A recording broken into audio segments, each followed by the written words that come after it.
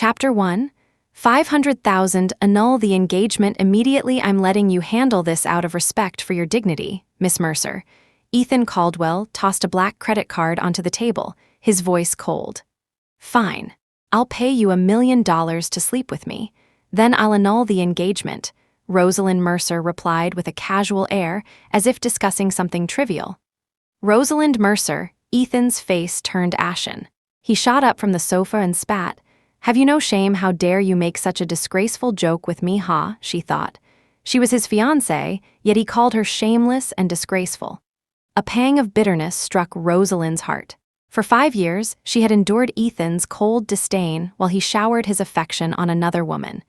Do you despise me that much? Rosalind lowered her head, fighting back tears.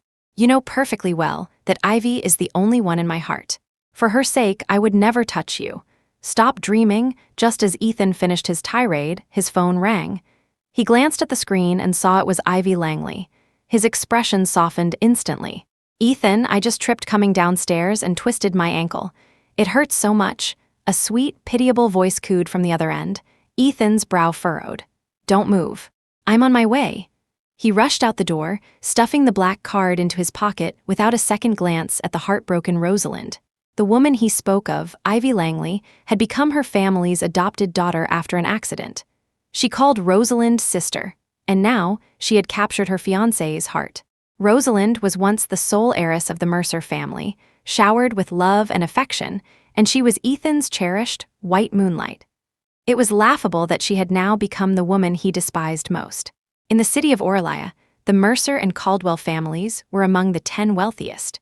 As neighbors and business partners, they had arranged the marriage between Rosalind and Ethan when they were children, officially announcing their engagement when they turned 18. Everyone had envied her, the perfect match for the sole heir of the Caldwell fortune. But then, everything changed. When Rosalind was 19, her parents were caught in a terrible fire. Ivy's father died saving them, and with his last breath, he begged them to take care of his daughter. Ivy, who had lost her mother at a young age, was now an orphan at 19. She was utterly alone and pitiable. Rosalind's parents, overwhelmed with guilt, decided to adopt Ivy, bringing her into their home to live as one of the family. Before that, Rosalind and Ivy had been friends in high school, and they often saw Ethan. But after the fire, Ivy's pitiful demeanor stirred a deep sympathy in Ethan. He comforted her often, and their bond grew stronger. Even Rosalind's parents, out of a sense of obligation, began to prioritize Ivy's feelings, leaving their own daughter by the wayside. Time and again, Ivy would twist the truth, making Rosalind look like the villain in Ethan's eyes. Whenever Rosalind tried to explain, her words were no match for Ivy's tearful, helpless gaze, which made Ethan want to give her all his warmth and protection. Rosalind, Ivy has suffered enough. She lost her only family saving your parents, and you're blaming her over such a small thing? How can you be so heartless? He stopped listening to anything Rosalind said, drew a line between them, and demanded they annul the engagement. The Caldwell family, however, refused. They declared that unless Rosalind voluntarily broke it off, he could forget it. A scandal involving Ethan ending the engagement for another woman would bring immense shame upon their family. Back then, she had been deeply in love with Ethan. No matter how many times he asked for an annulment, she refused, hoping he would eventually see her worth and come back to her. But now, he was willing to pay a fortune just to be with Ivy. She had given him one last chance, and his answer was to tell her to stop dreaming. The old Rosalind would have screamed, hysterically demanding to know why he treated her this way. But now, the ache in her heart was slowly giving way to a calm resolve. Finally, she looked at the email on her tablet, an acceptance letter from the Paris National School of Fine Arts. Classes started in a month. It was time, she thought, to end everything here. In just 30 days, she would disappear from his world completely. He would get his wish. Chapter 2. Ethan was gone for 2 full days. During that time, Rosalind went and got her passport. She didn't tell anyone about her plans to go abroad, not even her parents. When Ethan returned to their apartment, he looked exhausted. The hospital has been swamped with surgeries lately, so I've been too busy to come home. You don't mind, do you? If Rosalind hadn't seen Ivy's social media post about how Ethan had lovingly cared for her for 2 days and nights until her leg felt better, she might have actually believed his lie. "You're an orthopedic surgeon. It's normal for you to be busy," Rosalind said, forcing a smile. Her complete lack of concern unsettled Ethan. In the past, she would have thrown a fit, screaming and venting her resentment and frustration. "Tomorrow is Ivy's birthday. She said since you're her sister, you should come and celebrate with us," Ethan said, his tone suddenly cautious, as if afraid she would refuse and embarrass him. Ivy was 5 months younger than Rosalind. After becoming the Mercers' adopted daughter, she always called Rosalind sister in a cloyingly sweet voice. Rosalind hated it, and Ivy's manipulative nature only made her dislike her more. "All right," Rosalind agreed this time, a plan already forming in her mind. Her unusually compliant response made Ethan freeze for a moment, a strange feeling creeping into his heart. But then he thought, wasn't this what he wanted? He should be happy that she had finally stopped causing trouble. The next day, Ethan and Rosalind arrived at Ivy's birthday party, dressed to the nines. Ivy was radiant in a custom-made pink gown. "Rosie, I'm so happy you could come, I was afraid you wouldn't," she said with a dazzling smile. "Even if you hadn't invited me, I would have come," Rosalind replied politely, pulling her hand away. Ivy's smile stiffened slightly before she turned to whisper something to Ethan. As the party went on, Rosalind tried to ignore their affectionate interactions. But when Ethan went to the restroom, Ivy seized the opportunity to approach her. "So many people have been asking me if I'm Ethan's fiancé. What do you think I should tell them?" she asked, feigning distress. Rosalind knew exactly what she was up to. "Don't worry, I was actually." She was about to mention the annulment when Ivy suddenly grabbed her wrist and splashed red wine all over her own pink dress. Before Rosalind could react, Ivy cried out, "Ah, Rosie, do you hate me this much?" "It's my birthday." All eyes turned to them, and people began to whisper. Just then, Ethan returned to witness the scene. "Rosalind, you've gone too far. I thought you were being kind, but you came here just to cause trouble." He shoved Rosalind away in a fury, pulling the panicked, crying Ivy into his arms. "Don't cry. It hurts me to see you cry," he soothed. He paid no attention as Rosalind stumbled backward, crashing into a massive birthday cake trolley. The cake splattered across the floor, and a sharp edge of the metal stand scraped her arm. Rosalind realized she had been set up by Ivy again, but what hurt the most was Ethan's complete disregard for her and his words. "Don't cry. It hurts me to see you cry." She would never forget when she was 16, hiding on the rooftop and crying after a teacher told her she had no talent for painting. It was Ethan who had skipped class to comfort her, crouching down to hold her with a pained look on his face. "Don't cry. It hurts me to see you cry," he had said. She thought his heart ached only for her, that it would never change. But now he said the same words so easily to another woman. Rosalind stumbled to her feet, enduring the sharp pain, and walked out of the party one step at a time. A strange panic seized Ethan. She usually tried to explain herself, but today she had said nothing. He hurried after her and blocked her path. "You're leaving without an explanation?" She gave a bitter laugh. "I have nothing to say." "Then you will apologize to Ivy," Ethan commanded, his face cold as stone. Chapter 3. Rosalind's eyes burned as she stared at him, holding his gaze. "You'll get your wish, but not right now," she said after a long moment, her words laced with a hidden meaning. She left a confused Ethan standing in his tracks. What did she mean by that? Ethan stood frozen, unable to comprehend. Ivy came over at the perfect moment, interrupting his thoughts. "I'm fine, Ethan. It's not the first time Rosie has acted like this. As long as she's happy. I'll have someone replace your cake," he comforted her softly. At 1 a.m, Rosalind received a message from Ivy. "This is the birthday present Ethan got for me. He flew all the way to an auction in the US just to get it." The words dripped with smug satisfaction. Rosalind glanced at the photo of the diamond-encrusted necklace, smiled faintly, and replied with 2 words, "That's nice." Then she turned off her phone and went to sleep. Ethan called her numerous times, but it went straight to voicemail every time. He found it amusing. Was she turning off her phone out of jealousy? Was this her new way of getting his attention? The next day, Rosalind received a message from her parents, telling her to come home. The moment she stepped through the door, her mother, Helen, slapped her across the face. "Look what you've done, you ruined Ivy's birthday." Her father, Arthur, was also furious. "Her father saved our lives. Is this how you treat our benefactor's daughter?" Besides, she's your sister now, you ungrateful wretch. Standing to the side, Ivy couldn't hide the flicker of excitement beneath her calm expression. Rosalind knew Ivy had twisted the facts and added her own dramatic flair while reporting the incident. "Mom, Dad, if I told you I did nothing wrong, would you believe me?" Of course they wouldn't. For years, they had only believed Ivy's side of the story. Her explanations were always useless, and this time was no different. "We are so disappointed in you. Annul your engagement to Ethan immediately. He doesn't love you anymore." "Why do you insist on clinging to him?" Seeing her chance, Ivy chimed in. "That's right, Rosie. Why make yourself miserable?" She was definitely going to annul it, but Rosalind had no intention of letting Ivy get her victory so easily. She would announce the annulment on the day she left, so she wouldn't have to see their triumphant faces.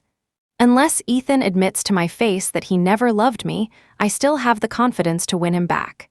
Mom, Dad, I have things to do. I'm leaving," Rosalind said. Ignoring their furious expressions, she walked out of the Mercer house. When she arrived at the art museum, she found Ethan waiting at the entrance. "Why didn't you answer my calls?" he demanded, a hint of frustration in his voice.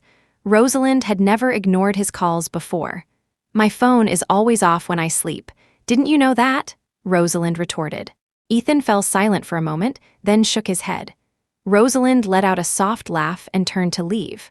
"Hey, wait," Ethan said, flustered. "What do you want to say?" Rosalind turned back, her gaze cold. A strange feeling washed over Ethan. Rosalind had felt so different lately, so distant. He found her coldness unsettling, and a wave of irritation swept through him. Before he could finish, Rosalind's phone rang. "I'm busy, I have to go," she said, quickly walking away to answer the call. Ethan's anger turned into a sneer. So the woman had learned to play hard to get, deliberately ignoring him. 2 weeks later, Rosalind went to the Oralia police station to pick up her passport. To her surprise, she saw Ethan ahead of her, helping Ivy walk. Ivy turned her head and saw her. "Rosie, what are you doing here?" Ethan followed her gaze, and his face hardened. "Rosalind, you even followed us here. Don't tell me the person who attacked Ivy on the street was sent by you." Chapter 4. Rosalind's eyes widened in disbelief. "What are you talking about? I'm just here to take care of something." Ivy placed a hand on Ethan's arm, stopping his impending outburst. "Ethan, how could Rosie have known I was hurt? If you hadn't found me in time, I would have been assaulted. But since we've already reported it to the police, let's just drop it." "What are you here to take care of?" Ethan demanded. She couldn't let them know she was here for her passport. Rosalind was at a loss for words. "Since when do you care about my business?" "Don't change the subject. The fact that you won't say what you're doing here proves you have something to hide." Rosalind froze. She couldn't believe she was being framed for something she had nothing to do with. Faced with Ethan's relentless accusations, she let out a self-deprecating laugh. "In your eyes, everything I do is aimed at Ivy. Now, even when I do nothing, I'm still the villain. In that case, is there any point in explaining myself? That's because you're jealous of Ivy. You used to be so good to her. But after she moved into your home, you couldn't stand seeing her have everything." Ethan's icy words pierced Rosalind's heart like daggers. Ivy seized the opportunity to add fuel to the fire. "Please don't fight like this. It's not Rosie's fault. I'm the one who's too greedy, wanting the warmth of a family. Maybe if I move out, Rosie won't hate me so much." Hate. Rosalind wanted to laugh and cry at the same time. This woman was a master of twisting the truth. The sympathy in Ethan's eyes was overflowing. "Ivy, this isn't your fault. Rosalind, this is the last time I'm telling you. Annul the engagement now. I will not tolerate you hurting Ivy again." "Oh, you want to give her a home, is that it?" Rosalind asked, her expression hardening.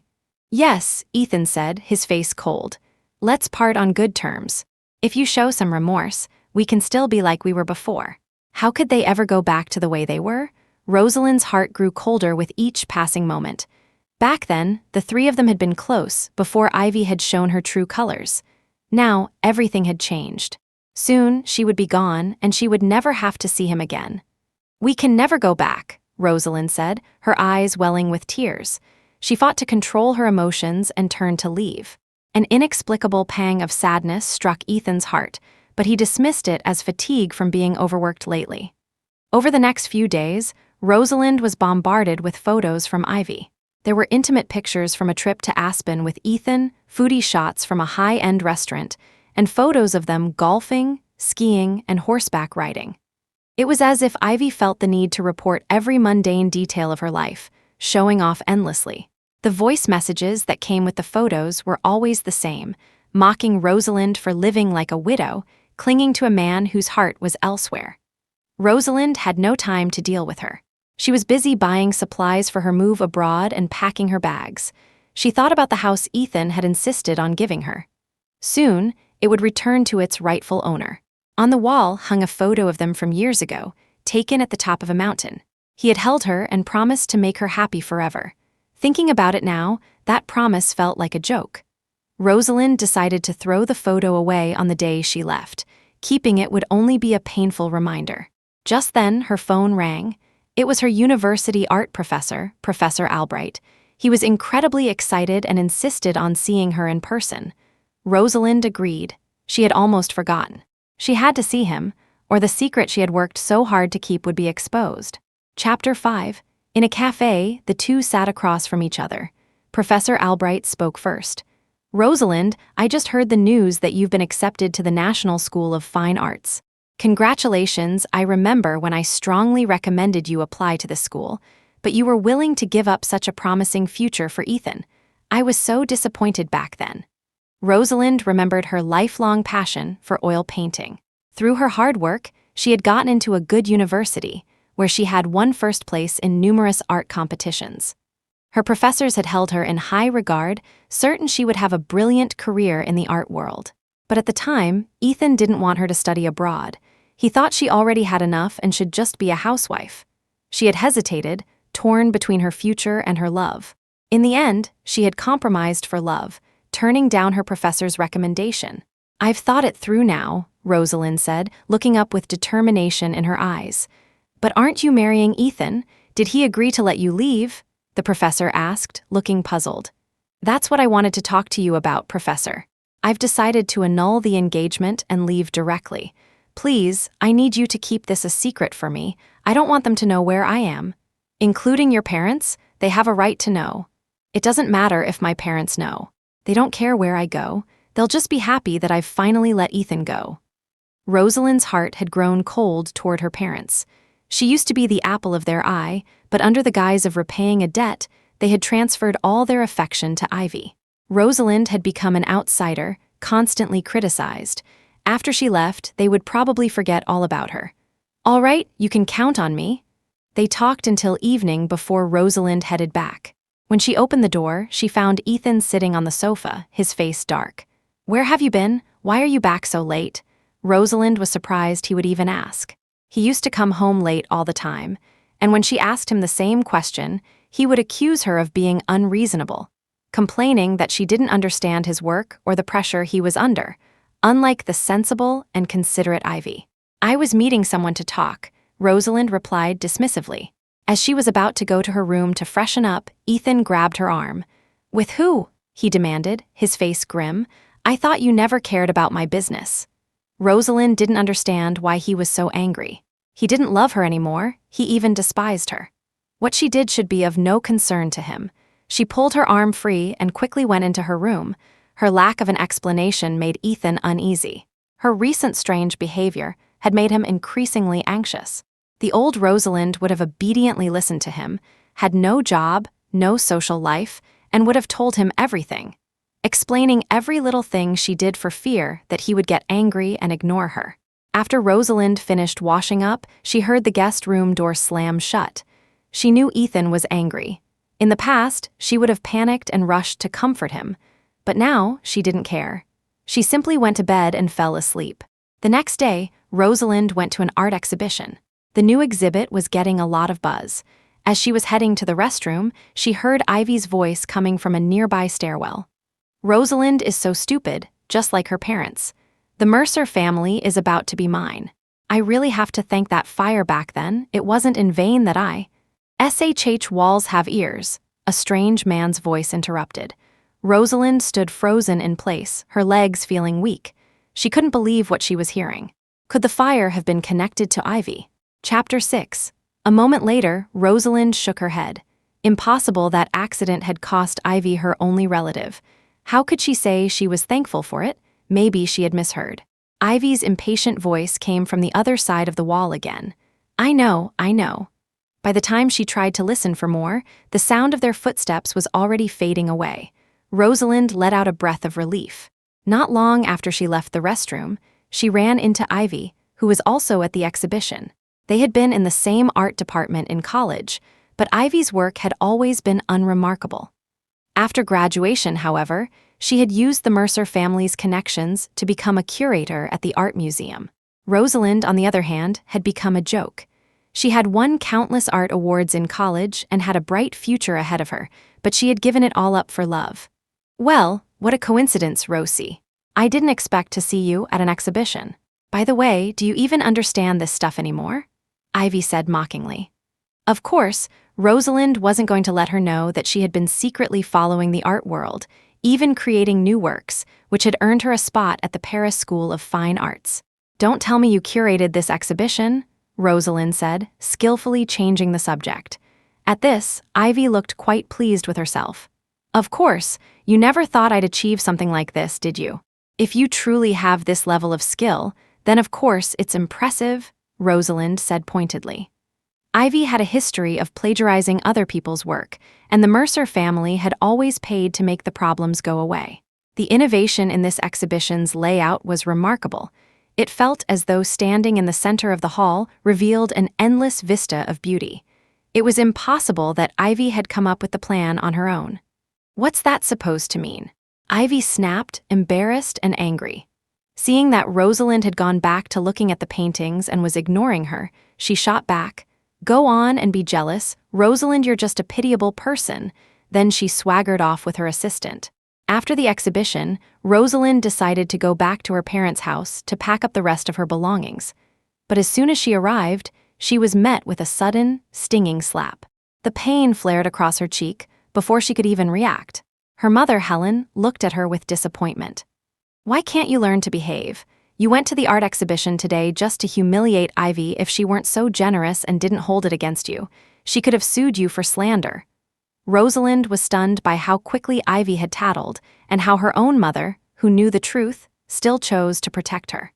A wave of bitterness washed over her.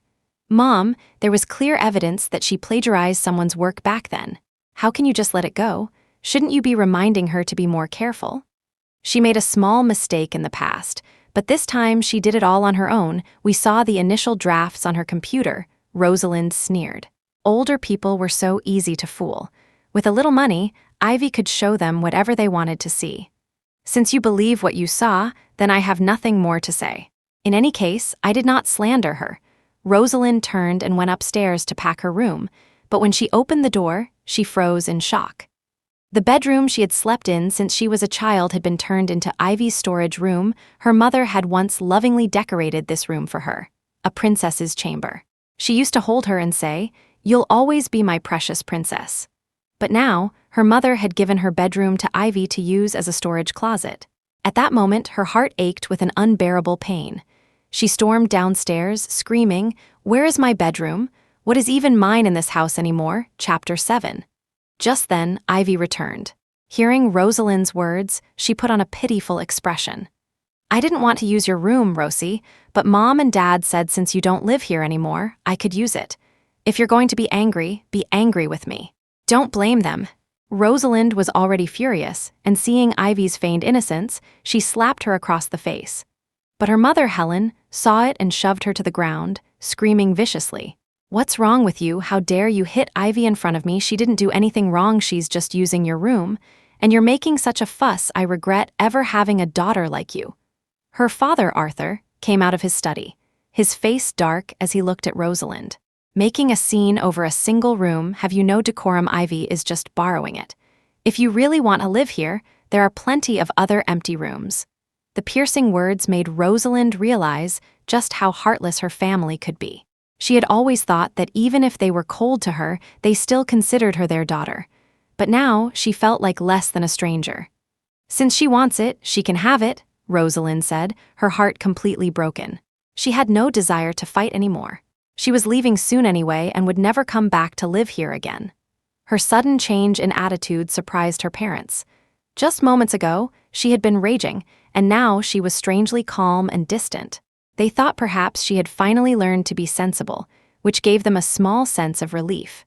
As Rosalind walked out of the house, she looked back one last time at the home where she had lived for over 20 years. It was now just a building, soon to be filled with people who were no longer a part of her life. She gave a bitter smile and turned away. When Ethan returned to their villa, he saw Rosalind sitting on the sofa, writing something. He asked curiously, "What are you doing?" Startled, Rosalind quickly closed the notebook. Her flustered reaction annoyed Ethan. "Why are you being so secretive? Are you doing something behind my back? Can you not always assume the worst of me?" Rosalind was speechless. She was just writing in her diary. Now, her diary was the only thing she could rely on. No one else was trustworthy. "I wouldn't have to, but the old Rosalind was kind and would never bully Ivy. Now you'd do anything to destroy her," Ethan said, his face a cold mask. Rosalind had heard these accusations so many times that she no longer had the energy to explain herself. If he was determined to misunderstand her, then let him. She was almost curious to see how he would react when he finally learned Ivy's true nature. "You're right, I don't like her. The past is the past, and now is now," she replied coldly. As she was about to go into her room, Ethan slammed her against the wall. His hand, veins bulging, struck the wall next to her head. His voice was hoarse. "So it really was you who arranged for someone to almost assault Ivy? What are you talking about?" Rosalind had almost forgotten about that incident. She had just happened to run into them, and she knew nothing about what had happened to Ivy, let alone that she was the mastermind. "Still playing dumb, you just admitted you hate Ivy other than you. I can't think of anyone else who would hurt her like that," he roared, his eyes bloodshot as he gripped her wrist tightly. "I didn't let go," Rosalind cried out in pain. A red mark was already forming on her wrist from his grip. "You still won't admit it. Do I have to find the evidence myself before you? Then go investigate," Rosalind cut him off, her voice sharp and cold. "I did nothing, so I have nothing to fear. But you'd better be prepared for what you find." Chapter 8. Ethan stared at Rosalind's fearless eyes, stunned for the first time. She had never spoken to him like this before. The Rosalind who had always been so obedient was now like a stubborn child, completely unyielding. Taking advantage of his daze, Rosalind forcefully pulled her hand free. "If you find out it wasn't me, you will apologize to me," she continued. She would never forgive Ethan for slandering her without any proof. Never. Ethan watched her walk away, lost in thought. Had he really misunderstood her? A sense of unease crept into his heart, but he quickly dismissed it. This was probably just a trick to cover her guilt. With only 2 days left before her departure, Rosalind had packed all her luggage and hidden it in a closet where Ethan would never find it. They hadn't seen each other for days since their last argument.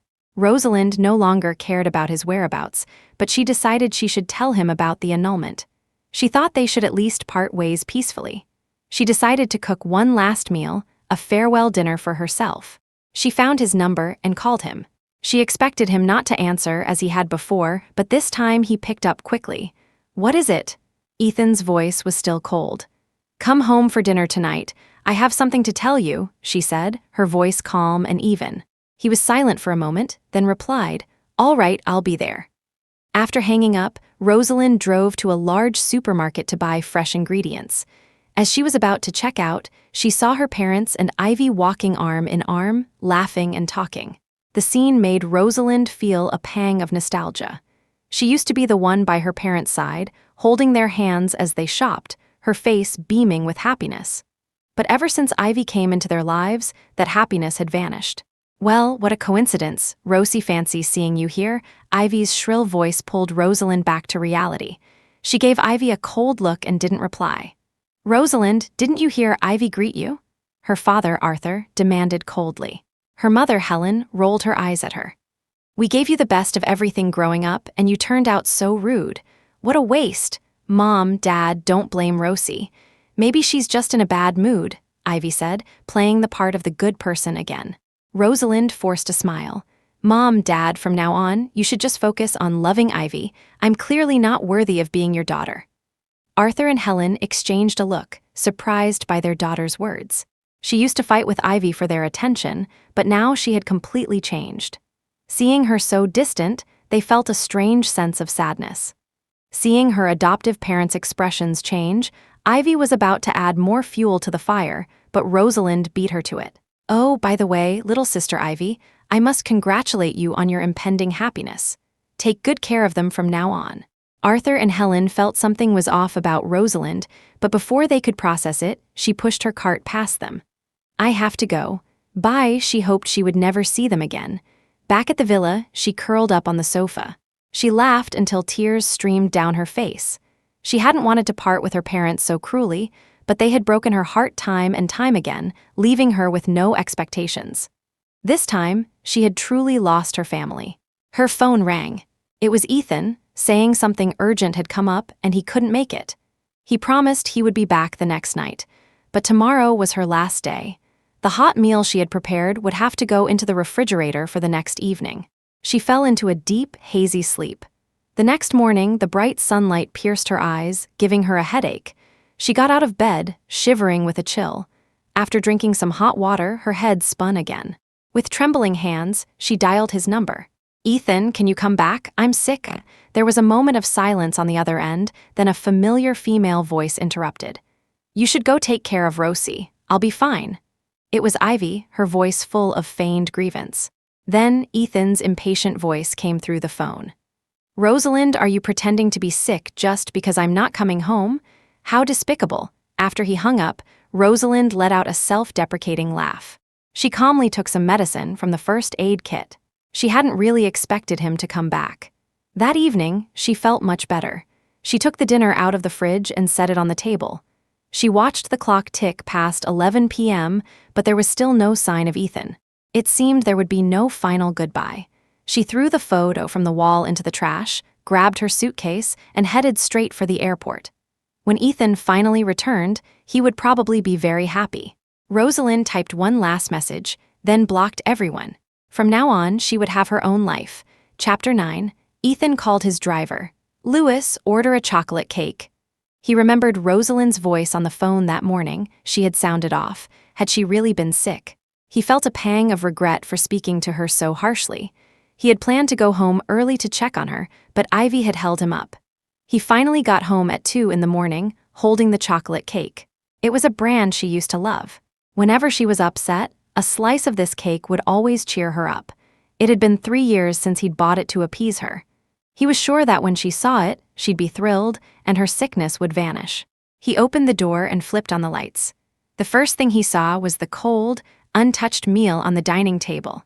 He could almost picture her sitting there, staring at the door, waiting desperately for him to return, only to see the time pass and feel the sting of disappointment. A lump formed in his throat. But then he thought, she loves me so much, she probably won't mind that I'm late this time. "Rosalind," he called out. The only response was silence. She must be fast asleep in the bedroom, he thought with a small smile. He set the cake down and walked towards the bedroom, only to find it empty. In fact, the entire room was spotlessly clean. He was stunned. Where could she have gone so late at night? One possibility came to mind. Her illness had gotten worse, and she had gone to the hospital. He tried calling her, but there was no answer. He rubbed his forehead, a frown creasing his brow as a wave of irritation washed over him. Just then, his mother, Eleanor Caldwell, called. He answered. "Ethan, I have some good news for you." "Try not to get too excited. What good news?" he asked calmly. "Rosalind has finally agreed to annul the engagement. It's good that she's come to her senses. You must be so happy now." Hearing that she had agreed to the annulment, Ethan felt a sudden, hollow confusion.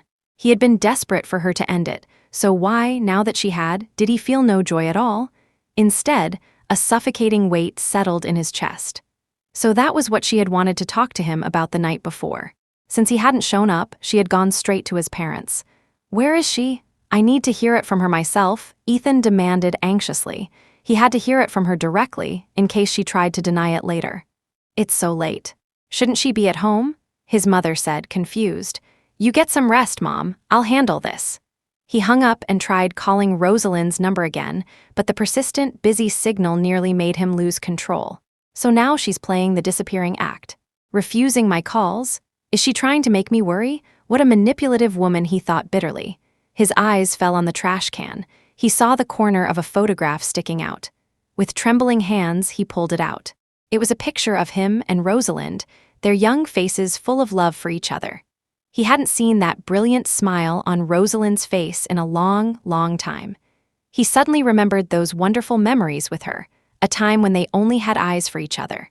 Fragments of blurry memories flooded his mind. He pressed his hand to his forehead, slumping onto the sofa in distress. He couldn't believe she would throw away a memory she once cherished so much. It was their only photo together, and instead of taking it with her, she had mercilessly tossed it in the trash. It wasn't a game of hard to get. She really didn't want him anymore. He wouldn't accept it. He had to find her. As he stepped out the door, Ivy's call came through. He coldly rejected it, his mind already racing with a new plan. Chapter 10. After enrolling at the Paris School of Fine Arts, Rosalind quickly adapted to European life. She felt a sense of freedom and happiness she had never known before. It turned out that getting away from toxic people really did feel like being reborn. As was tradition, the school held a gala to kick off the new semester. Rosalind made an entrance in a pale yellow strapless gown, instantly capturing the attention of the many handsome men and beautiful women in the room. "Rosalind?" A hesitant yet certain voice called out from a corner. Rosalind turned towards the sound. The moment their eyes met, both of their faces lit up. The man was overjoyed. "It really is you." The man before her was dressed in a sharp suit. He had sun-kissed skin, eyes that curved like crescent moons when he smiled, and strong, defined features that made him look like he could be of mixed heritage. Rosalind didn't hide her excitement. "I can't believe I'm seeing you here, Julian Hawthorne." He looked just as she remembered. They had met during the summer after her senior year of high school. Just after a graduation trip with Ethan, she learned that her grandmother, who lived far up north, had broken her leg. With her parents away on business, she had to buy a ticket and travel thousands of miles by herself. There, she took diligent care of her grandmother, but the days were dull. She often visited the city's art galleries, big and small, to find inspiration before buying materials to paint. Whether she was on a hillside, in a forest, or by a fish pond, she almost always ran into the same person, a boy who was painting in the same spots. That boy was Julian Hawthorne. Over time, they became friends, sharing techniques and critiquing each other's work. Rosalind learned that he was there on his break, sketching to sharpen his artistic senses. It was rare for Rosalind to meet a kindred spirit, and she felt an instant connection. But she knew her limits. For Ethan's sake, she couldn't get too close to another man. It would only hurt everyone involved. With that in mind, she began to consciously distance herself from Julian. He didn't understand why she had suddenly grown cold and kept pestering her about it. Finally, Rosalind couldn't hold back anymore and told him she had a fiancé. Julian knew then that nothing could happen between them, but the passion of young love is a fire not easily extinguished. So, he took the initiative and left, disappearing from her world. Now, after all these years, they were classmates in Paris. The sight of her brought a spark back into Julian's eyes. Back in Orlia, Ethan went to the Mercer house to ask about Rosalind's whereabouts. "Auntie Helen, I wanted to ask where Rosalind has gone. She must have told you, right?" "We have no idea. We heard she agreed to the annulment. I'm surprised she's become so sensible. We tried to persuade her before, but she wouldn't listen," Helen Mercer remarked. "She didn't tell you anything?" Ethan pressed. Arthur Mercer thought back to his last conversation with Rosalind and sensed that something had been off. Perhaps that had been her way of saying goodbye. "Could it be that she's really gone?" he muttered to himself. A flicker of hope appeared in Ethan's eyes. "You know something, don't you?" Helen recalled their last encounter. "We ran into her at the supermarket a while ago, and she said goodbye to us. I just thought—" She didn't dare to finish the thought. Just then, Ivy returned. Seeing Ethan on the sofa, she assumed that now that the engagement was off, he was there to ask her adoptive parents for her hand in marriage. Beaming, she walked over and linked her arm with his, cooing, "Ethan, why did you come over without telling me?" Ethan coldly pulled his arm away. "I'm not here to see you." Ivy froze, confused. Now that the engagement was annulled, shouldn't he be happy? Why was he treating her this way? Chapter 11.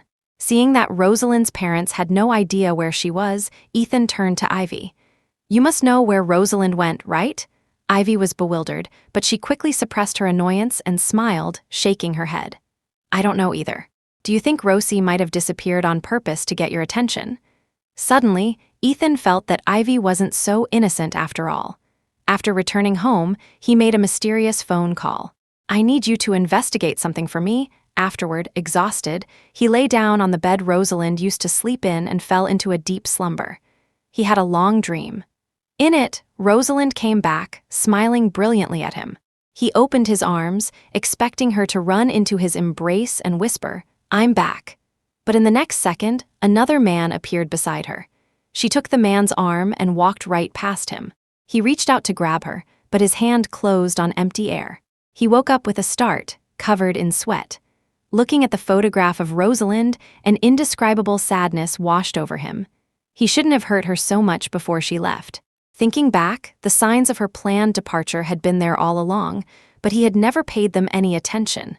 He had ignored her time and time again, breaking her heart. No wonder she had left without even saying goodbye. She had blocked his number and all his messages. He was consumed by anxiety. Soon, however, he found the professor Rosalind had met with. He went to the university and begged Professor Albright to reveal her whereabouts, but the professor insisted he had promised to keep it a secret and refused to say anything.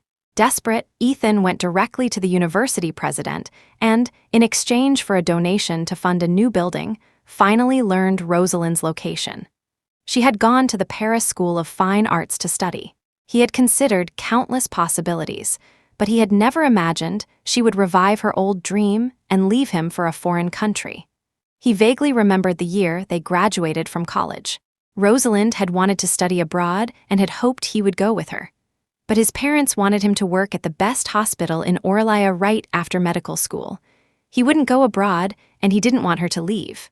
After he pleaded with her repeatedly, Rosalind gave up the idea of studying abroad. But after that, her light seemed to dim. She spent her days aimlessly, either going to exhibitions or just being with him. His focus gradually shifted away from her. Then, Ivy entered his life more and more. Many times when he looked at Ivy, he saw a glimmer of the radiant Rosalind he had once known, and it was hard not to be captivated.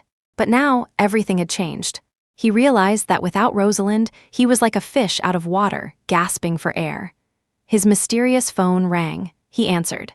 Mr. Caldwell, the incident you asked me to investigate, it wasn't orchestrated by Miss Mercer. It was, the person on the other end hesitated. Keep talking. After hearing the results of the investigation, he was stunned. He finally understood that he had truly misunderstood Rosalind. He decided to put his work on hold and go to Paris to find her, apologize, and win her back. After landing, he walked through the fashionable streets of Paris. The city was famous for its art. There were different exhibitions on every street. He used his connections to get into the Paris School of Fine Arts and finally found Rosalind's classroom. He waited anxiously outside for the class to end. As soon as the bell rang, a crowd of students poured out. Rosalind walked out with the crowd, her head down, looking at a book. Suddenly, she heard a familiar voice call her name. Rosalind, she turned her head and stared at the man in front of her, her eyes wide with disbelief. What are you doing here? Chapter 12. The person who had called her was Julian Hawthorne. Rosalind hadn't expected him to be waiting for her outside the classroom. After their brief reunion, they had discovered they were in the same department, in adjacent classes, and sometimes even had combined lessons. Now that Rosalind was single, she didn't mind his company. Just as Rosalind and Julian were about to head to the cafeteria, she saw Ethan standing a short distance away, his face as dark as a thundercloud. Her hand trembled, and the book she was holding slipped from her grasp and fell to the ground. "Ethan, what are you doing here?" she nearly shouted. Julian followed her gaze and saw the man Rosalind had once called her fiancé. Seeing his rival, he couldn't help but feel a surge of displeasure. Ethan, in turn, looked at Julian with even greater annoyance. He demanded of Rosalind, "Did you run all the way here to avoid me, only to hire some actor to deliberately provoke me?" Rosalind didn't know whether to laugh or cry. She never thought Ethan would find her, especially not this quickly and with such a thick air of jealousy. "Hello, I'm not an actor. I'm a friend of Rosalind's from the same department," Julian said, taking the initiative since Rosalind was silent. Ha, you've only been here for a short time and you already have a male friend? Ethan shot back, his anger barely contained as he glared at Rosalind. Rosalind's expression turned cold. You came all this way just to question my relationships with other men? Only then did Ethan remember why he was there. His tone softened. Rosalind, I have something to tell you. Without a second thought, Rosalind refused. I'm busy, you should go back and talk to your precious Ivy. Don't mention her to me, Ethan snapped. He planned to deal with Ivy after he won Rosalind back. So soon you're tired of her? Rosalind found the situation deeply ironic. As she and Julian turned to leave, Ethan blocked their path. Julian, not backing down, shoved him against a wall. I heard you two have annulled the engagement. Please respect her, Julian warned. Defeated, Ethan could only watch her walk away.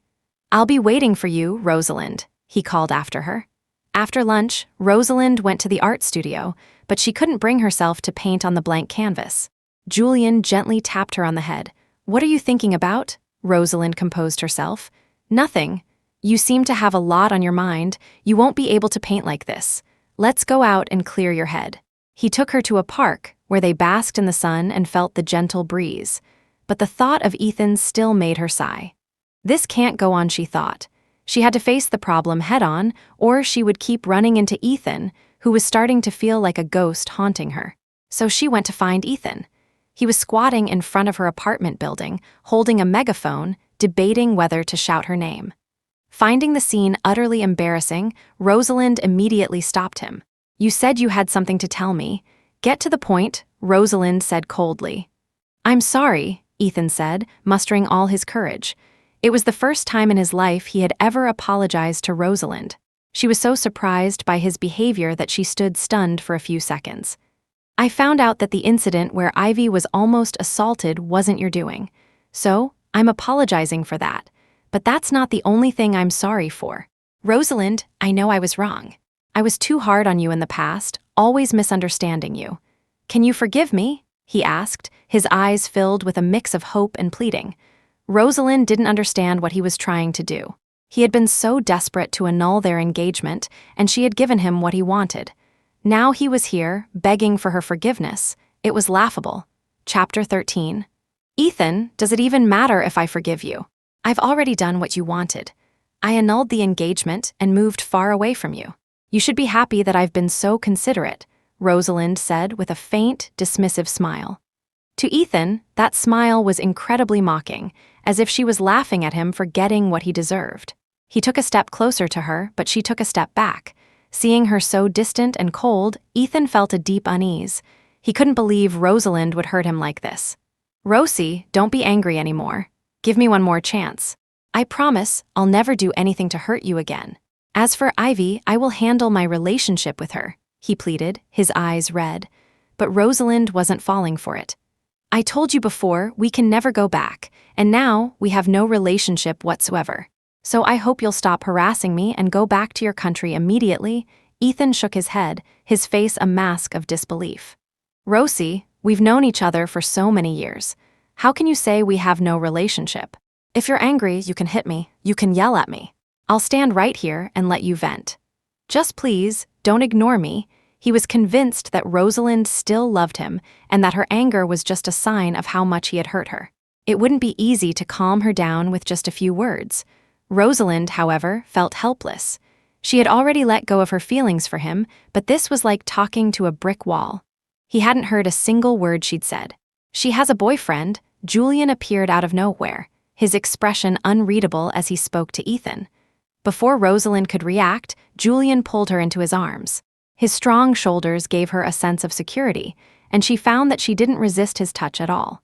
Ethan froze, his fists clenching at his sides as rage boiled within him. This morning you lied and said you were just friends from the same department. Now you're pulling this stunt. Rosalind, I'm not that easy to fool. I thought you would have figured out my feelings for her by now.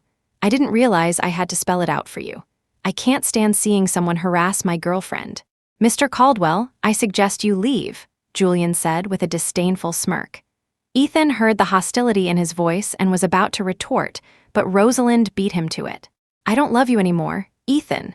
She took Julian's strong, well-defined hand and held it up for Ethan to see. He is my boyfriend now. So please, stop interfering in my life. Her words struck Ethan like daggers. He stumbled back a step, still unwilling to believe it. The Rosalind who had loved him for so many years couldn't have just fallen for someone else so quickly. He refused to accept it. After a moment, he spoke, his voice filled with defiance. I won't give up. I will win your heart back with my own efforts. One day, you will come back to me. As for you, Ethan said, turning to Julian with a cold glare, do you really think you can compete with over a decade of our history? Feelings aren't measured in time, but in sincerity. I, Julian Hawthorne, am not afraid of you. The confident declaration struck a chord deep within Rosalind. Her cheeks flushed, a feeling she hadn't experienced in a long time. But Ethan stood frozen. Julian Hawthorne. He had heard that name in his family circles. He was the only son of the most prominent and wealthy art family in North City, a prodigy with a profound talent for painting. But he had also heard rumors that Julian was a player, with countless girlfriends. If that was true, wasn't Rosalind being played? Watching them walk away, Ethan gritted his teeth. He would never let Julian Hawthorne succeed. Chapter 14. It wasn't until Ethan was out of sight that Rosalind realized she was still holding Julian's hand. Embarrassed, she looked down and was about to let go, but Julian tightened his grip. Surprised, Rosalind looked up, a blush creeping across her cheeks. Thank you for helping me out back there. But what I said then, you don't have to take it seriously, she said softly. What if I want to take it seriously? He said, holding her hand firmly. Actually, there's something I've been wanting to tell you for a long time, but I've been struggling with it, afraid that you… Afraid of what? Rosalind asked, looking at him intently. All right, I'm just going to say it. Julian took a deep breath and held both of her hands in his. Rosalind, I like you. I've liked you for a long time. When we were 19, you told me you had a fiancé, so I left. But now, I don't want to miss my chance with you again. Seeing his flushed cheeks and earnest expression, Rosalind's eyes sparkled, and her heart began to race. After spending some time with him, she realized that she felt a surge of happiness whenever she saw him. She wasn't sure if she liked him too, but in that moment, hearing his sincere confession, she knew her heart was moved. Seeing Rosalind's silence, her wide-eyed stare, Julian's own eyes fell. He sighed softly. It's okay. I'm not asking for an answer right now. Even if there's still a place for him in your heart, I'm willing to wait for you. I'll wait for the day you turn around and see me. I'll always be here. Julian turned to leave, but Rosalind stepped in front of him. A small smile played on her lips. I was a little stunned just now, but I didn't say no. Hearing this, Julian's eyes lit up. He turned back, his face full of excitement. You didn't say no. Does that mean you'll be my girlfriend? Rosalind looked down, biting her lip, and nodded gently. Overjoyed, Julian swept her into his arms and spun her around under the moonlight. Their faces were radiant with a happiness they had never known before. The school recently held a major art exhibition, inviting artists from all walks of life to attend. Julian's first prize-winning piece was hung in the center of the exhibition hall, and Rosalind's entry was displayed right next to it. The colors and composition of the two paintings complemented each other perfectly, drawing praise from many art enthusiasts. The university president arranged a celebration dinner for Julian and Rosalind. The attendees were mostly industry celebrities and business tycoons. Ethan was also there, standing in a corner, holding a glass of champagne, quietly watching the beautifully dressed Rosalind from afar. He had to admit, in that moment, she was so dazzling that he regretted his past actions even more. He had carefully re-examined all the clues from the past and realized that he had never actually seen her bully Ivy with his own eyes. All this time, he had only listened to Ivy's side of the story, which led him to misunderstand and hurt Rosalind time and time again. He had thought that Rosalind was just trying to make him angry that day, using Julian as a shield. He never imagined they would actually become a couple. Ethan couldn't tolerate it. He glared at Julian, who was standing beside her, and walked over. Rosalind, how can you be with someone like him? Don't you know about Julian's past? Ethan whispered as he approached her. His past is none of your business, Rosalind said coldly. Chapter 15. Seeing Rosalind still so cold towards him, a lump formed in Ethan's throat, but he was determined to tell her the truth. Julian has had countless rumored girlfriends in the past. No one even knows which one he was serious about. How can you fall for such a player? From behind him, Julian gave a charming smile. "Mr. Caldwell, your information is a bit outdated. You should probably get an update. Those were just rumors. Now everyone knows that Rosalind is my official girlfriend." Rosalind linked her arm with Julian's, smiled sweetly at him, and then rolled her eyes at Ethan. "You seem to underestimate me. Do you really think I don't know how to judge if a man is worthy of my heart? I'm not as foolish as I used to be, you understand?" Ethan's face flushed, and he was at a loss for words.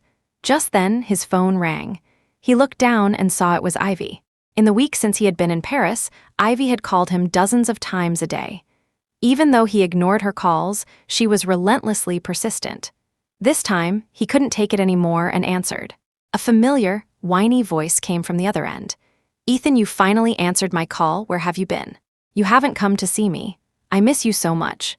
Didn't my secretary tell you?" He had specifically instructed his secretary to tell Ivy that he was attending an international medical conference abroad and his return date was uncertain. "I heard you went abroad, but he didn't tell me which country. If you're too busy to come back, I can just fly over to see you. Don't worry, I won't disturb your work." At that moment, Ethan found her incredibly annoying, especially after learning the truth about the incident. He had lost all his previous patience with her. "Just wait for me to come back. And remember, don't call me again," Ethan said before hanging up. His cold tone left Ivy baffled. Ever since Rosalind had left, she had noticed a sharp decline in Ethan's attitude towards her. She couldn't understand it. After all the effort she had put in, was she still no match for a woman who was already gone? When Ethan put his phone away, he looked around, but Rosalind and Julian were nowhere to be seen. The host on stage announced, "The cultural performance is about to begin." Everyone took their seats, but without Rosalind in sight, Ethan was completely distracted. Meanwhile, Rosalind had taken Julian up to the rooftop to enjoy the breeze. "All right, isn't there something you want to explain to me?" She looked at Julian's handsome profile. She wasn't unaware of his popularity at school. From the beginning, she knew he was heaven's favored son, always the center of attention. Being with him often made her the focus of gossip and whispers. "Of course, I have to explain. I can't let you misunderstand," he said, wrapping his arm around her waist and resting his head on her shoulder as he looked out at the blue sky. "That guy, what's his name, was half right. I did have a lot of rumored girlfriends in the past, but those were all from wealthy families trying to arrange a marriage with me. I'd reject one, and another would pop up. So I just stopped caring and let them pay for the tabloid stories. After a while, people naturally assumed I was a playboy." "So, will it still be like that now?" Rosalind asked gently. "No, and it never will be again," he said, his gaze firm as he gently placed a kiss on her lips. Chapter 16. The celebration dinner was still underway when a notification pinged on everyone's phones. It was a statement Julian had released, clarifying the rumors. He also warned that if anyone infringed on his image rights or photoshopped intimate pictures of him again, he would sue them without mercy. The statement concluded by declaring that he had only one true girlfriend, Rosalind. The venue erupted in a buzz of conversation. This was even sweeter than an official announcement. No one had expected Julian to be willing to offend so many people for Rosalind's sake. When Ethan saw the announcement, his grip on his phone tightened. He finally understood why Rosalind hadn't believed him. So Julian had this up his sleeve, but he refused to admit defeat. He still believed that Rosalind loved him and was only with Julian to make him jealous. Next up is our interactive game session. Let's welcome our main characters to the stage, the host called out. A moment later, Rosalind and Julian appeared on stage together. The host announced excitedly, "All right, our two stars will be blindfolded. Everyone else will be NPCs. Let's see if they can find each other in this crowd." The first pair to hold hands wins, Ethan sneered at the game. He knew Rosalind. How could she possibly find Julian while blindfolded? She couldn't even tell her left from her right. Soon, Rosalind and Julian were blindfolded and separated by about 10 feet. They began to search for each other. Rosalind fumbled in the darkness, rejecting the hands of others who tried to grab hers. As she slowly approached Ethan, she inexplicably stopped. A jolt of excitement shot through Ethan. He knew it. Rosalind could sense his presence. After so many years, she must remember his scent. He was about to reach out and take her hand, but in the next second, she brushed past him without a second thought. His heart sank. Nearby, Julian was also searching intently. As the two of them got closer, Ethan, unwilling to give up, stepped between them to block their path. But at that very moment, as if struck by a sudden burst of energy, Rosalind and Julian simultaneously shoved Ethan out of their way. He stumbled back several feet, nearly falling to the ground. Rosalind and Julian clasped hands tightly. They pulled off their blindfolds, confirmed it was each other, and smiled. The host spun around in excitement. Let's congratulate them on winning the game. The prize is a pair of chocolate hearts. Ethan tugged at his tie, about to approach Rosalind, when Julian leaned in and gave her a deep, passionate kiss on the lips. The crowd erupted in cheers. Even in the romantic city of Paris, nothing could be more romantic than the two of them. The air seemed to freeze. Ethan saw the kiss and stood stunned. He had believed that Rosalind still loved him, but everything that had just happened seemed to prove that he was no longer in her heart. Otherwise, she wouldn't have hurt him, ignored him, and been so intimate with another man over and over again. He couldn't bear to watch them kiss. He pushed through the crowd, rushed out of the banquet hall, and dialed his secretary's number. "Book me the earliest flight back home. I need to leave immediately." He glanced back at the bustling hall one last time, thinking to himself that one day he would make Rosalind come back to him. This time, when he returned, he was going to deal with someone. Chapter 17. The plane landed at Orlaya International Airport. Ethan immediately called Ivy. "Meet me at the old place after work." "Of course, I'll be waiting for you." Ivy was thrilled to get his call. She was sure that after being away for so long, he must have missed her terribly. She took the rest of the day off, went to a salon to get her hair styled, and bought a new set of sexy lingerie and a Chanel dress. After a spritz of perfume, she drove her Audi to the private villa where they used to meet.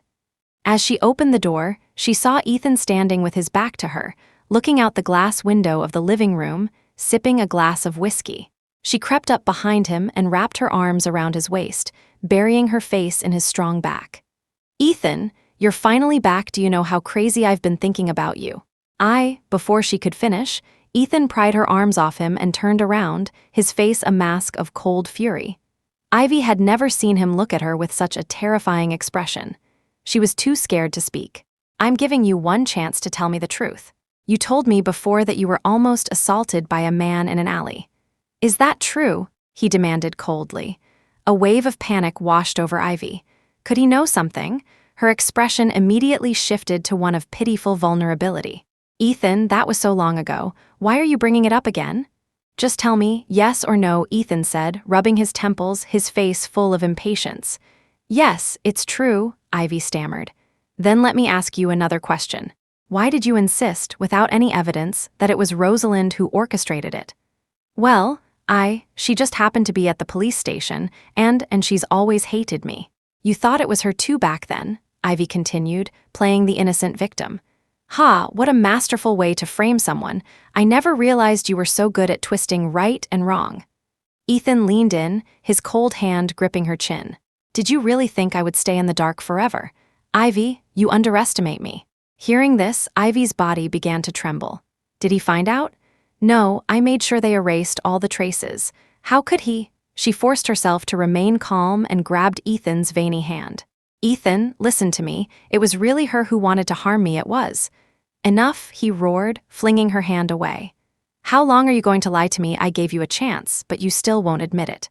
Ivy, you directed and starred in your own little play just to frame Rosalind and make me hate her even more, didn't you?" "You've hidden it well." Ivy shook her head repeatedly, tears welling in her eyes as she looked at him, trying to grab his sleeve. I was wrong, Ethan. It's because I love you too much. I only did it because I love you so much. Please forgive me. I promise I'll never make that mistake again." Please, tears streamed down her face, and her soft sobs were heart-wrenching. In the past, this display would have triggered Ethan's protective instincts, and he would have forgiven her without a second thought. But now, thinking of how Ivy had repeatedly bullied Rosalind, he was filled with rage. "Don't play the victim with me. I'm not falling for it again." Just as he finished speaking, his mysterious phone rang. "Mr. Caldwell, we've found something else. We need to speak with you in person." After hanging up, Ethan stared at Ivy with a complicated expression. How many other things are you hiding from me? Ivy was instantly terrified. Please, don't investigate me. I haven't done anything else wrong. It was just this once. Ethan turned his face away, refusing to listen. He grabbed his coat from the sofa and prepared to leave, but Ivy, with trembling hands, blocked his path. Don't go, Chapter 18. Seeing Ivy's terrified expression, Ethan was certain she had done something even worse. He snarled, "Get out of my way," but Ivy clung to his sleeve, refusing to let him leave, her face streaked with tears. Ethan, I admit I deliberately made things difficult for Rosie in the past to make you hate her more. It's my fault, I shouldn't have treated her like that, but I truly love you, I did it all to be with you. Can't you forgive me? I'm begging you, I can apologize to her, I'll do anything you ask. But at that moment, Ethan couldn't hear a word she was saying. After all the harm she had caused Rosalind, a few tears and pleas for forgiveness were not enough. He lifted her tear-stained face again. Did Rosalind's family know you were treating her this way? As I recall, they seemed to dote on you. Ivy's eyes widened in terror. Of course, she couldn't let the Mercers know what she had done, or she would lose everything. Seeing her shake her head repeatedly, Ethan knew what she was afraid of. You said you'd do anything I ask, Ethan said with a chilling smile. A flicker of hope appeared in Ivy's eyes, and she nodded vigorously.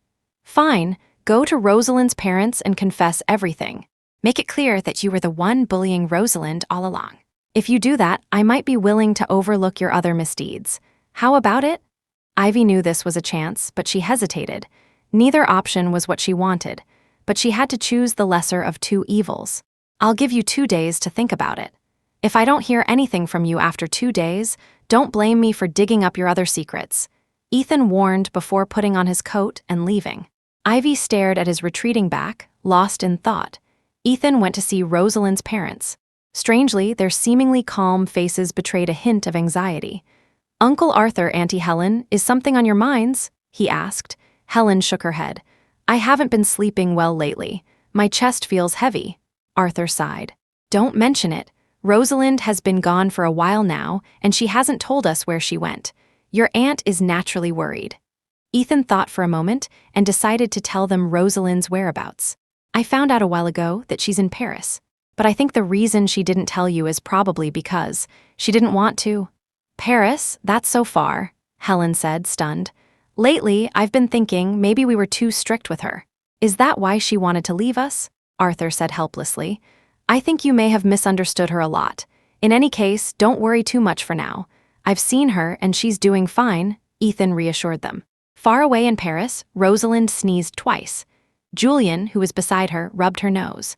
Are you catching a cold? Rosalind smiled playfully. Someone must be secretly cursing me. Julian chuckled. You believe in that stuff?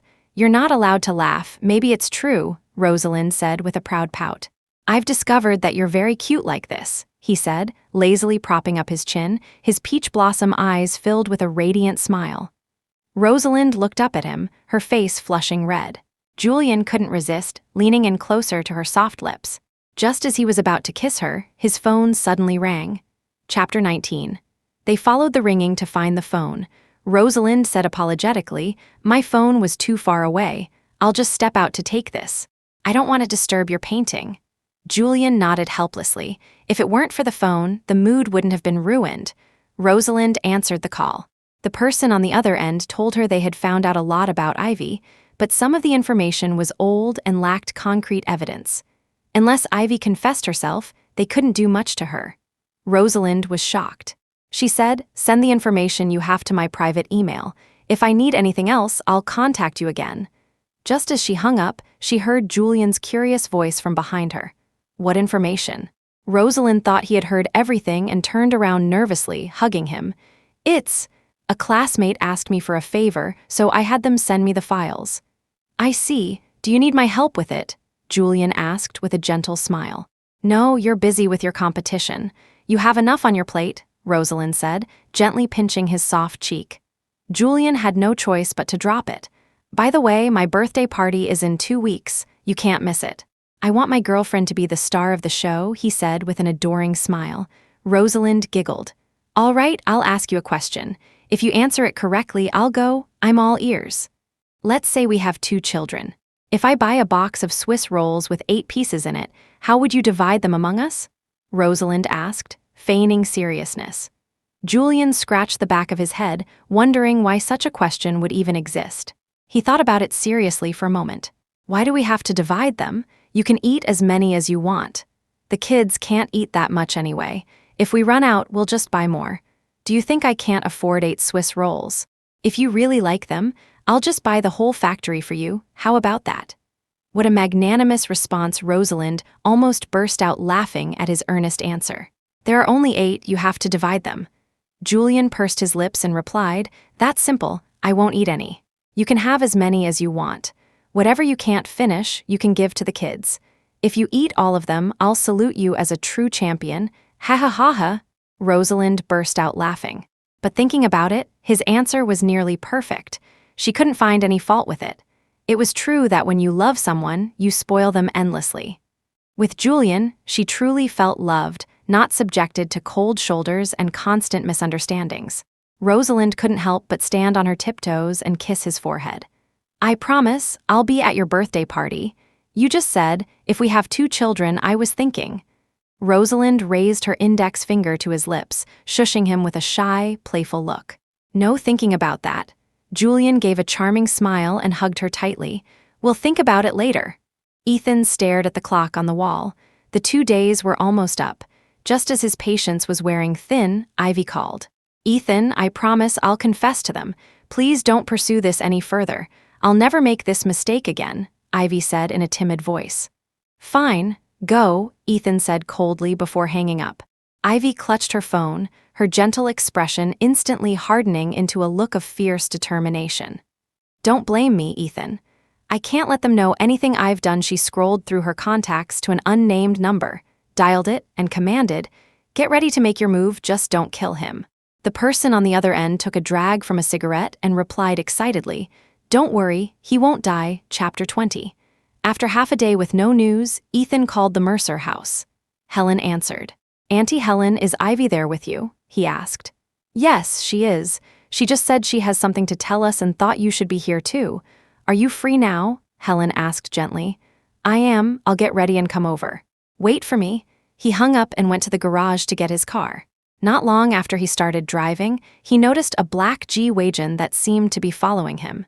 He grew wary, deliberately speeding up and taking winding roads. As he crossed a large bridge, he thought he had lost the vehicle. But suddenly, a loud honk blared from his side. He turned his head to look. The next second, bang, the black SUV slammed violently into his car. He didn't have time to brake. The windows shattered, and he instantly blacked out. At the Mercer villa, Arthur and Helen waited, but Ethan never appeared. Strange, we've been waiting for half the day. Why isn't Ethan here yet? Helen muttered. Arthur sighed from the sofa. Forget it, let's not wait for him. Ivy, if you have something important to say, just say it. A faint, almost imperceptible smile touched Ivy's lips before her expression crumpled into one of near tears. She knelt before them, sobbing. Mom, Dad, forgive me. The truth is I'm pregnant. What? Arthur and Helen's eyes widened in shock. You're pregnant? With whose child? Who did this? Arthur roared. Even though Ivy wasn't his biological daughter, he couldn't tolerate such a thing happening in the Mercer family. It's Ethan's, she said, tears streaming down her face, making it impossible for them to scold her.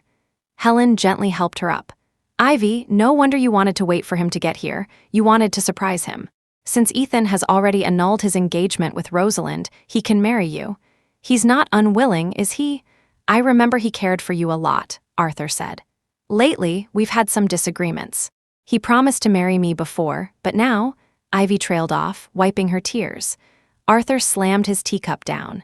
He got you pregnant. Does he intend to be irresponsible towards you and the child? Don't worry, I'll handle this, Ivy nodded. Just then her phone rang. After a brief conversation, she collapsed to the floor. What is it, Ivy? Helen asked, worried. He's been in an accident, Ethan. He was in a car crash at the hospital. Ethan was in the operating room. The Caldwell family rushed over, waiting anxiously outside. Ivy also drove over. 2 hours later, a doctor emerged. How is he, doctor? My son? Eleanor Caldwell couldn't stop crying. Ivy supported her. The patient's condition is quite serious. He has sustained nerve damage to his brain. We'll need to observe him in the ICU for a couple of days, the doctor explained. Ivy looked at Ethan's head, heavily wrapped in bandages, with a complex expression. Don't blame me for being ruthless, she thought. You're the one who didn't give me a way out. During her free time, Rosalind opened her private email to look at the files her investigator had sent. The more she read, the tighter her brow furrowed. By the end, she could barely breathe. She slumped over her desk, her mind in a turmoil. If the evidence wasn't right in front of her, she would never have known that Ivy's intentions were even more venomous than she had imagined. She was capable of such heinous acts. She was about to go out to the balcony for some fresh air when she heard Julian on the phone. "Is it handled?" he asked, his voice devoid of warmth. After hearing a satisfactory answer, he hung up. He turned and saw Rosalind behind him, a flicker of panic on his face. Seeing his furtive behavior, Rosalind couldn't help but ask, "What are you doing?" Just a small matter I had someone take care of. I'm going to bed now," he said, scurrying away. Rosalind watched him go, feeling for the first time that she couldn't see through him at all. Chapter 21. After passing the critical period, Ethan was moved to a regular VIP room. 2 days later, he opened his eyes, looking around in a daze. Seeing him awake, Ivy burst into tears, clutching his hand. "Ethan, you're finally awake. Do you know how worried I was about you?" He blankly pulled his hand away. "Who are you? Where am I?" Ethan's parents, who had just returned from a meal, saw that their son was awake and were equally emotional. "Son, you're finally awake." "You are?" Ethan blinked, looking at them as if they were strangers. "Son, what's wrong with you?" Dr. Eleanor Caldwell frantically called for the doctor. After a thorough examination, the doctor informed them that Ethan had likely suffered memory loss due to nerve compression, and there was no telling when he might recover. Hearing this news, Ivy was secretly ecstatic. It was as if fate itself was helping her. Soon, Ethan was discharged to recuperate at home. Arthur and Helen Mercer went to visit him, taking the opportunity to discuss the marriage. The two of them have been together for a while now, and Ivy told us Ethan promised to marry her. "He can't go back on his word, can he?" Arthur said. He had no intention of telling the Caldwells about Ivy's pregnancy, as it would bring shame upon his own family. But Ethan still doesn't remember her. To talk about marriage now seems a bit rushed. Let's let them spend more time together. If his memory returns, they can get married then. It's not too late, Eleanor reasoned. Her logic was sound, so they had to put the matter aside for now. Seeing that even their direct appeal had failed, Ivy was trying to think of another plan when her phone rang. It was Rosalind. She was surprised. She had almost forgotten about that woman. "Rosalind, I thought you'd gone into hiding. It's been so long, you still have the nerve to contact me," she answered, taking the offensive. "So you've finally dropped the act. I was starting to think you were going to keep calling me Rosie forever," Rosalind said, staring at the file in her hand. "There's something I really want to know. That fire my parents were in all those years ago, was it really an accident?" Confronted with a secret she had buried for so long, Ivy felt a flicker of panic, but she quickly masked it. "That was investigated thoroughly back then. It was an accident. What do you mean by bringing it up now?" "No matter how long it's been, traces always remain. Ivy, what if I told you I have evidence that you deliberately set that fire?" What are you talking about?" "Tell me where you are, I'll come find you, and we can talk about this face to face." Ivy's hands began to tremble. So nervous. A guilty conscience. "You want to know where I am so you can send someone to silence me, right?" Rosalind taunted. "You're insane. How could I possibly do something like that? Like murder?" Ivy suppressed her rage. How could she tolerate being cornered by Rosalind? Suddenly, an idea came to her, and her tone became triumphant.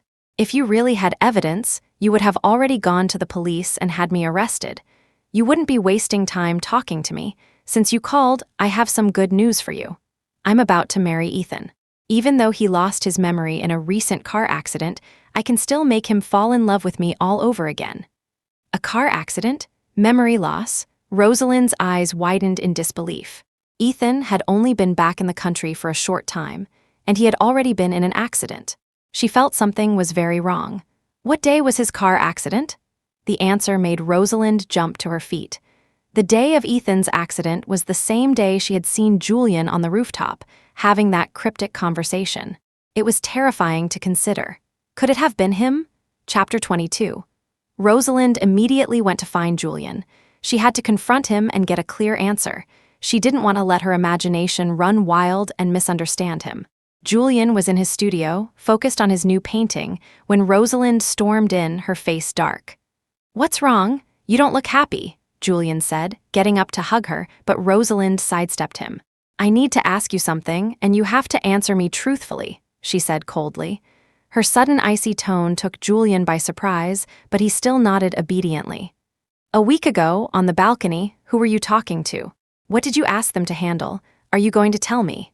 Julian hadn't expected her to ask about that. He felt a pang of guilt. He couldn't let her know now. "Didn't I explain that day? You were vague." "Rosalind, trust me, I haven't done anything to betray you. I just can't tell you right now. You'll find out one day, just wait a little longer, okay?" Julian pleaded. Rosalind knew he wouldn't tell her the truth, and a surge of anger welled up inside her. That day, Ethan was in a car accident. Why was the timing so coincidental?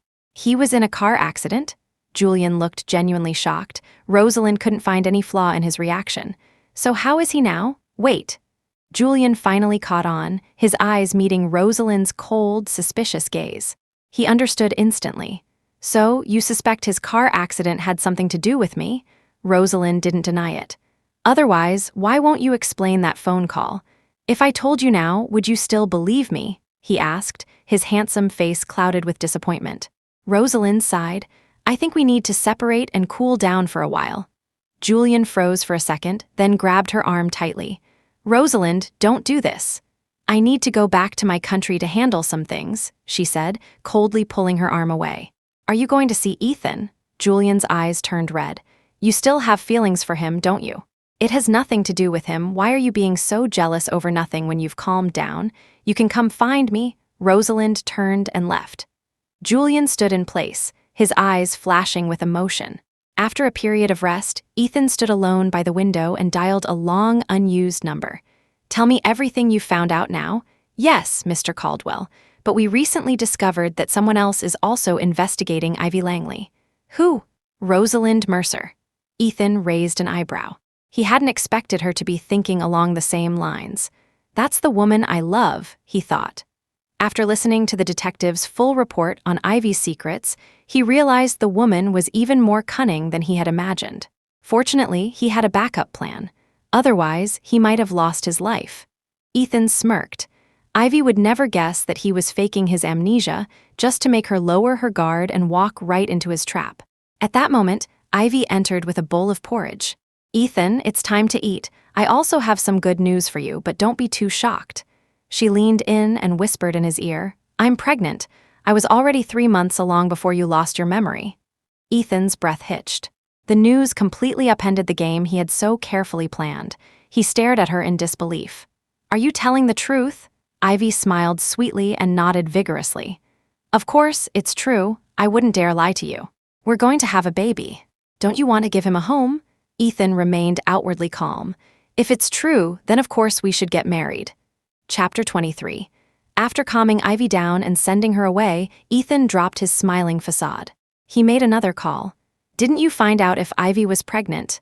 "Mr. Caldwell, I was just about to call you. We've confirmed that Ivy did indeed have a prenatal checkup recently. We have the report." "Impossible, I don't believe she's carrying my child. Did you miss something?" "Keep digging, I'm running out of patience." "Yes, Mr. Caldwell." Ethan rested his head in his hand, his brow furrowed. It seemed Ivy wouldn't be so easy to deal with. He needed an ally.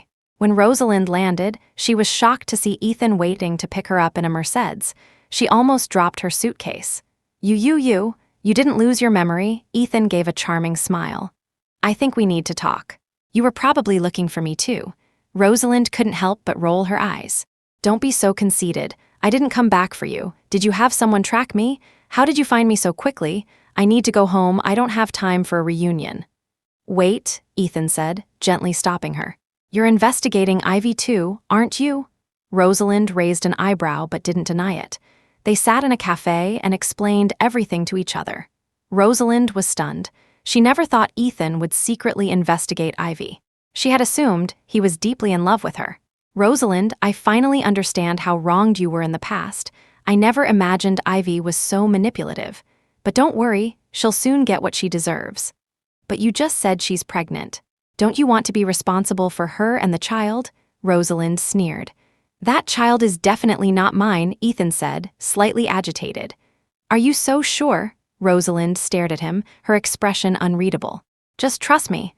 Seeing his certainty, Rosalind didn't press the issue.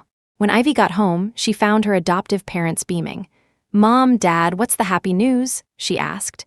Helen took her hand, her face full of smiles. Ivy, congratulations, the Caldwells came to propose. Ivy was overjoyed. Really? I'm going to marry Ethan, Arthur also smiled. Of course, it's true, the date is already set for next week. So soon? But I haven't prepared anything, Ivy muttered. No need to prepare. Ethan has arranged everything. He said he doesn't want to make you and the baby wait any longer. He's eager to marry you, Helen said, beaming. I see, Ivy said with a shy smile. The thought that her baby had successfully secured her place in the Caldwell family made her too excited to think twice. On the way back, Rosalind was shocked by Ethan's plan. Are you sure you want to be so cruel to her? Ethan, after all, she and you were once. Don't bring up the past. I was blind not to see what a terrible woman she is. The car accident was her doing. If I hadn't been prepared, I wouldn't be standing here in front of you right now. Ethan's veins bulged on his hands as he gritted his teeth. Rosalind's head was spinning. The car crash was orchestrated by Ivy, not Julian. She had really misunderstood him. A wave of guilt washed over her. She hated herself for not trusting Julian. As soon as she finished her business here, she had to go back and find him. Chapter 24. Ethan deliberately drove Rosalind back to their villa. After she got out of the car, she looked at him, confused. Ethan, we're over, why did you bring me here? Ethan gazed at her affectionately. This house is filled with our memories together. I don't think you've forgotten them.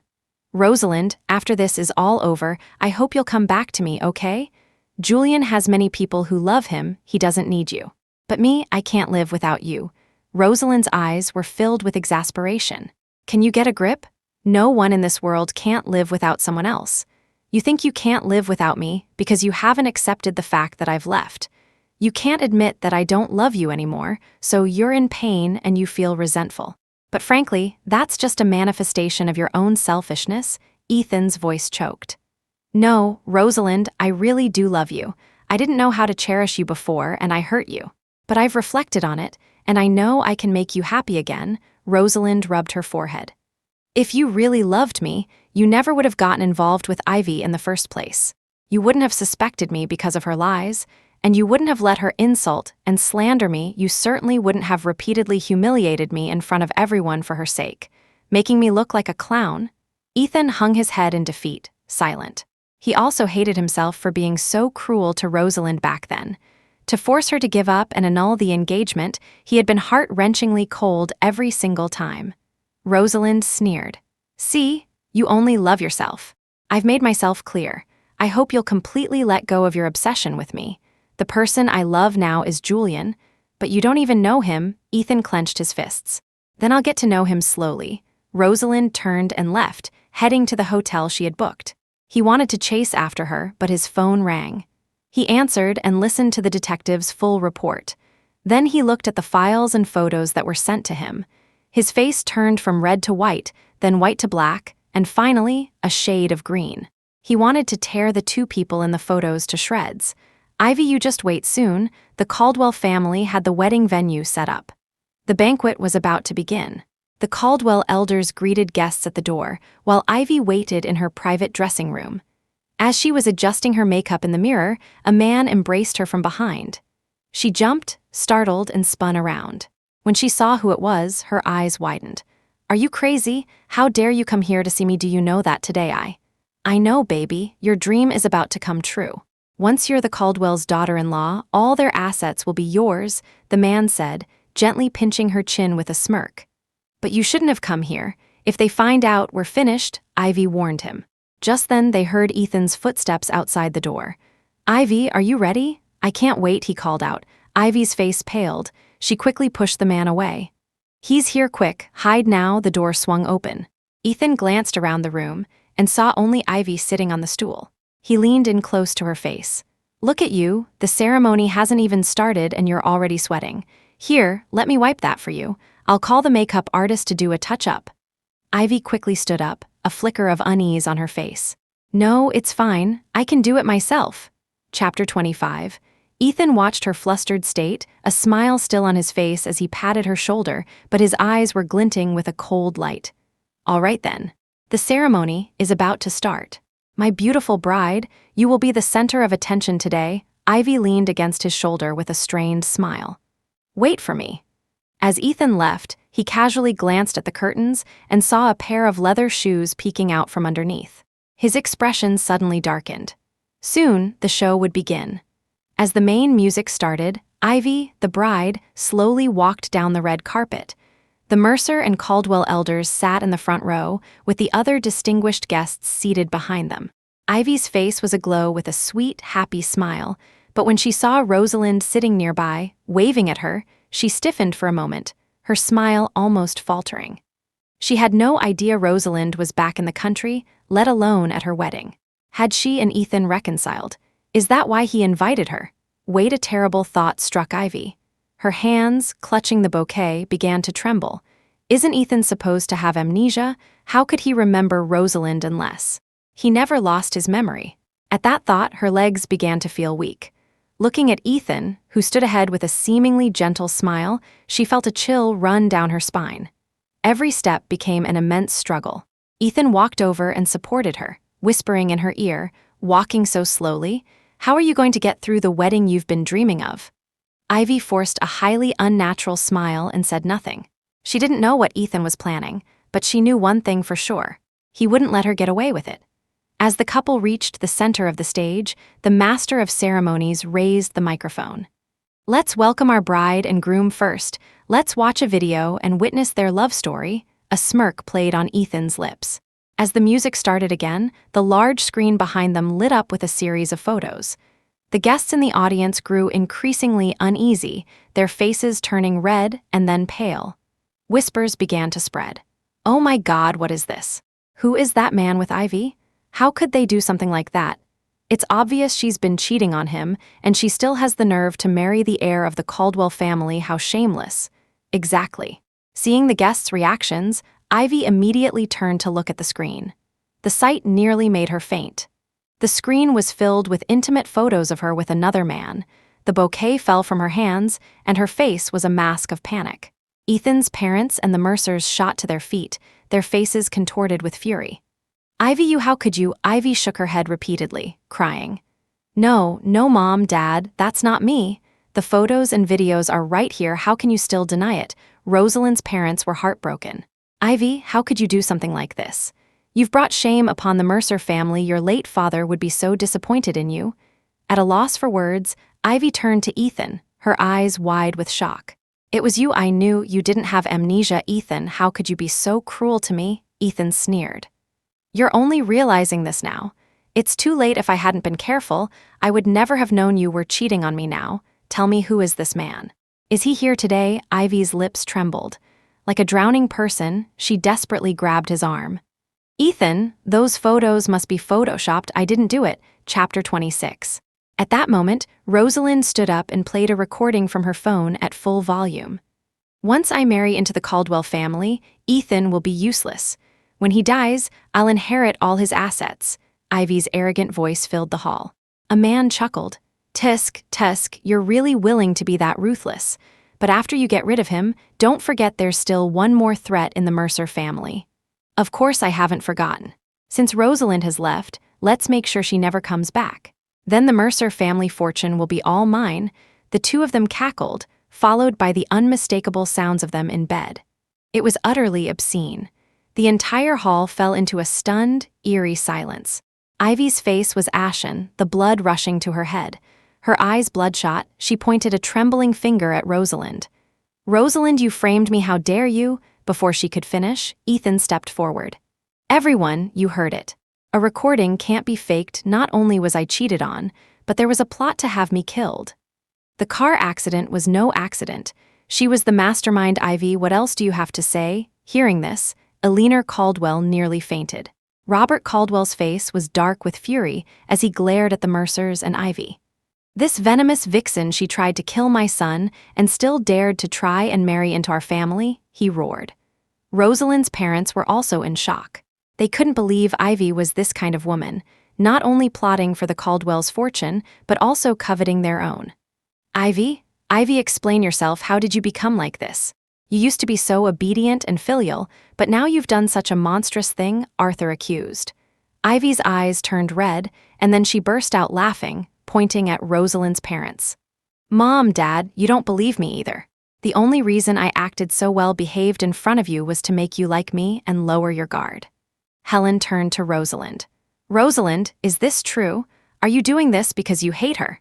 Thinking of all the pain she had endured, Rosalind felt that even with all the evidence she had, it was pointless to explain anything to them. Ethan spoke to Rosalind's parents. Uncle Arthur, Auntie Helen, please check your phones right now. I've had my private investigator send you all the files. After you read them, you will understand how deeply you've misunderstood Rosalind.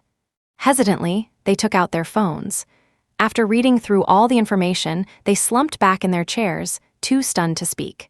Ivy, you are a terrible woman and we treated you like our own daughter. No, I didn't do it, none of it was me, Ivy screamed, nearly hysterical, her hair a mess as the guests pointed and whispered. You still won't admit it, even now. You have some nerve, Rosalind scoffed.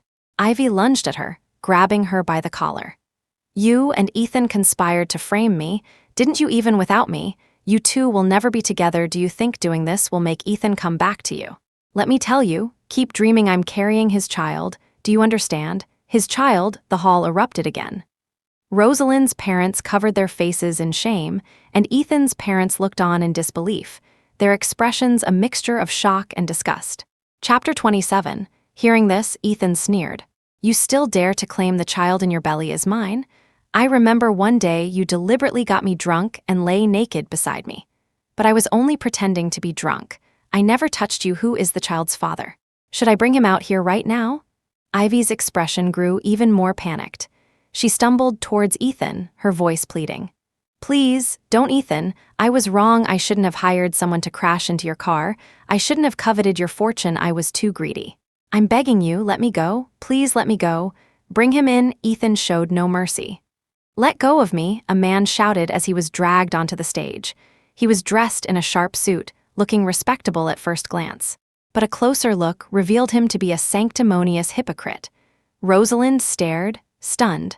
She recognized the man. It was the current director of the Orlia Art Museum, Mr. Chapman. He and Ivy were colleagues.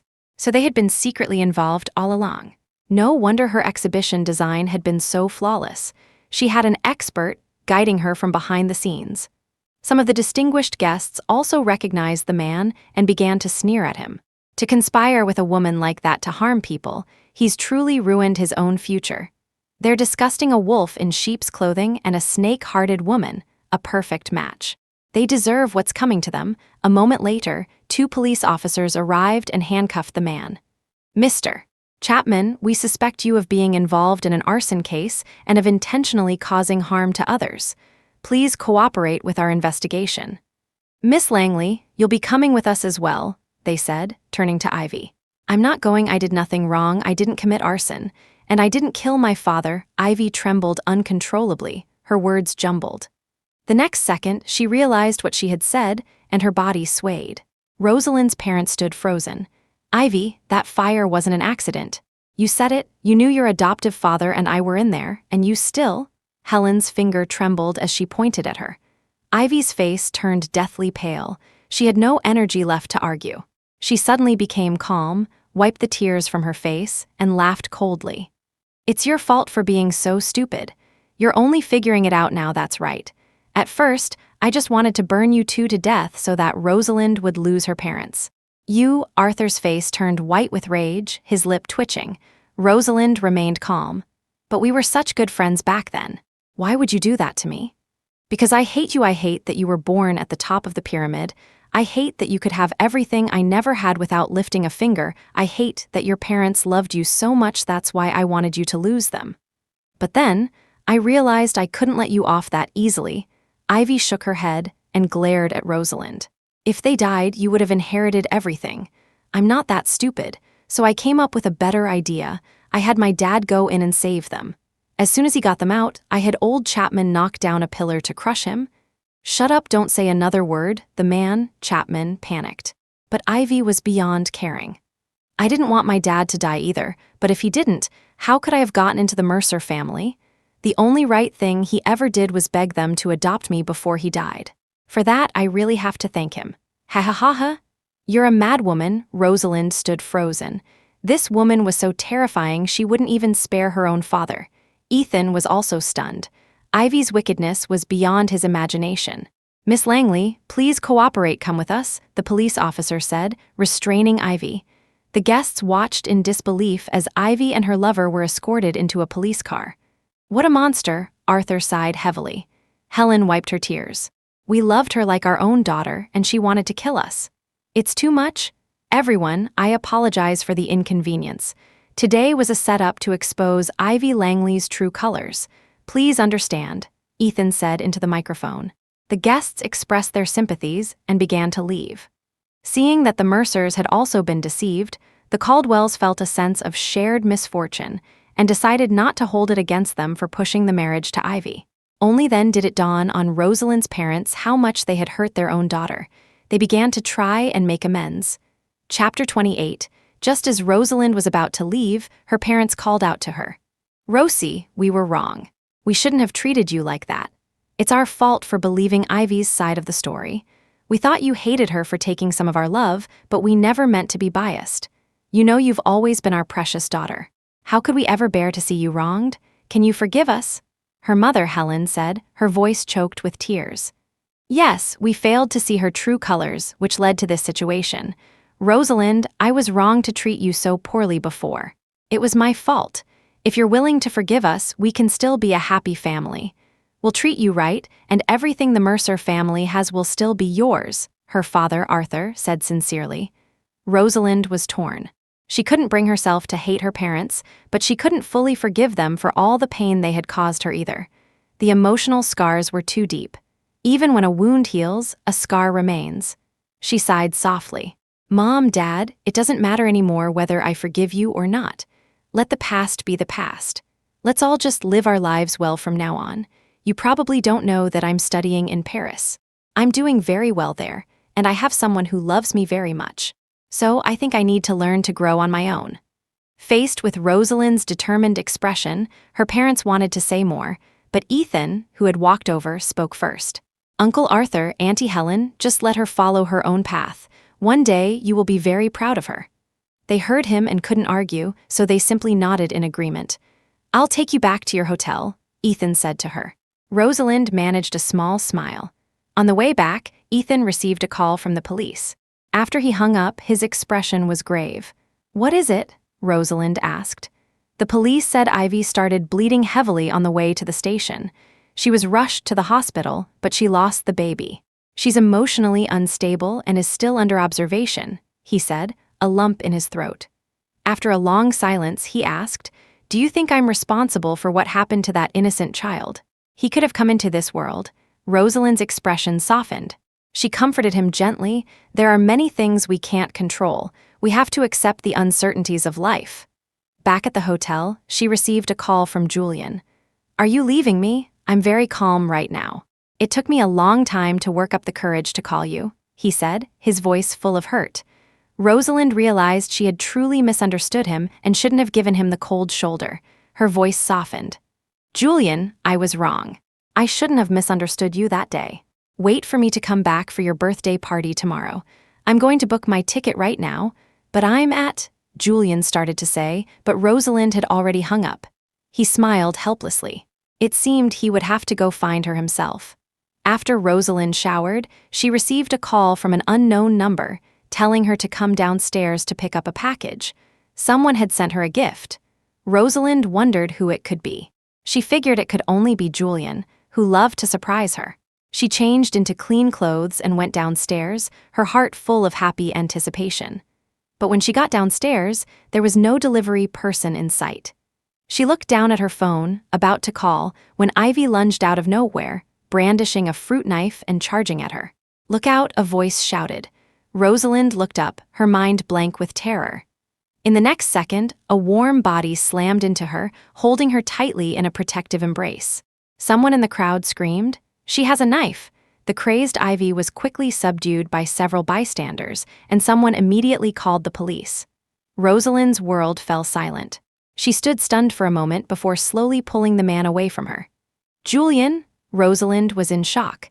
She saw a deep gash on his back, blood splattering onto the ground.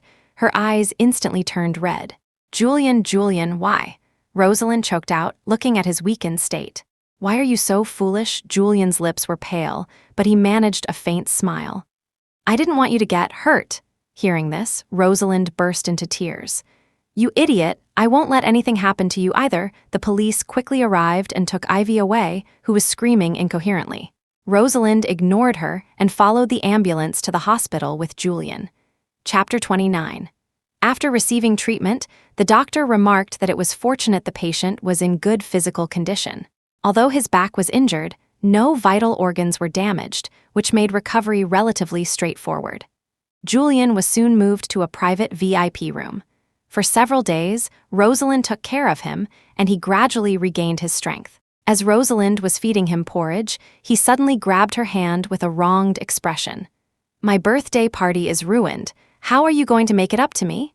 She knew how much effort Julian had put into the party, partly for her. It was a shame that his accident had forced them to cancel it. All right, how about I throw you a new party myself?" Rosalind said, trying to soothe his discontent. HMPH, Julian feigned displeasure and turned his head away petulantly. Seeing his adorable pout, Rosalind couldn't help but chuckle. "Oh, so the great Mr. Hawthorne has a childish side. Who wants another party? I want you to compensate me in a different way," Julian said with a mischievous grin. Rosalind narrowed her eyes at him. "You're still recovering. No funny business, I'm almost fully recovered. See? I have plenty of strength," he said, wrapping a strong arm around her waist and pulling her against his warm chest. "You," Rosalind's face flushed red as she struggled to get up. He budmash henus? There's more where that came from," he whispered, his lips gently covering hers. Their souls intertwined, lost in a passionate kiss. Half an hour later, Julian reluctantly pulled away, his ears red and his breathing heavy. He nibbled on her earlobe. "When I get out of the hospital, you're coming with me somewhere." "Okay," Rosalind said, her face still flushed as she buried her head in his neck and nodded gently. Julian stroked her soft, dark hair, his smile full of adoration. Ethan stood outside the door, but he didn't go in. After a moment, he sighed softly and slowly walked away. When Rosalind returned to her hotel to freshen up, she found Ethan waiting for her on the sofa in the lobby. "I came to tell you, they've been sentenced. After a full investigation, they found more crimes than we even knew about. They'll be spending the rest of their lives in prison." Rosalind took the newspaper he handed her and scanned the headlines. There were over a dozen charges. "They brought this on themselves. Ivy said she wants to see you one last time," Ethan said after a moment of hesitation. The next day, Rosalind went to the prison. "I realized the person I wronged the most was you. Can you still forgive me?" Ivy asked, her eyes dull and lifeless. "Ivy, the person you wronged the most wasn't me. It was your own father," Rosalind said calmly. Those few words made tears stream down Ivy's face, and she was overcome with grief.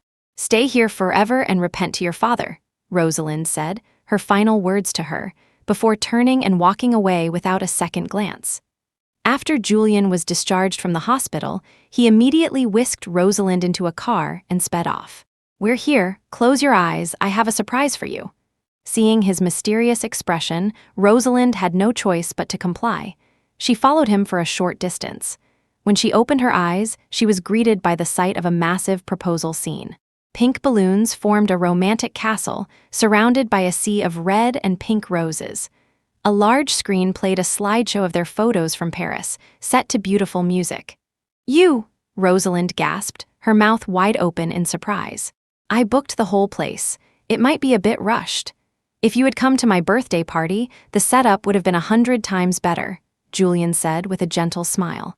"So your birthday party was a proposal?" Rosalind asked, still in shock. "Yes, it's a shame. I was on the rooftop that day confirming the details with the proposal team.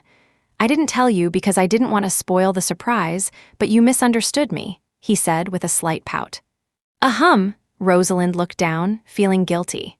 "So, as punishment, you have to marry me. Do you agree?" he asked, pulling out a dazzling diamond ring from his pocket. "Wait," Ethan appeared out of nowhere, calling out to Julian.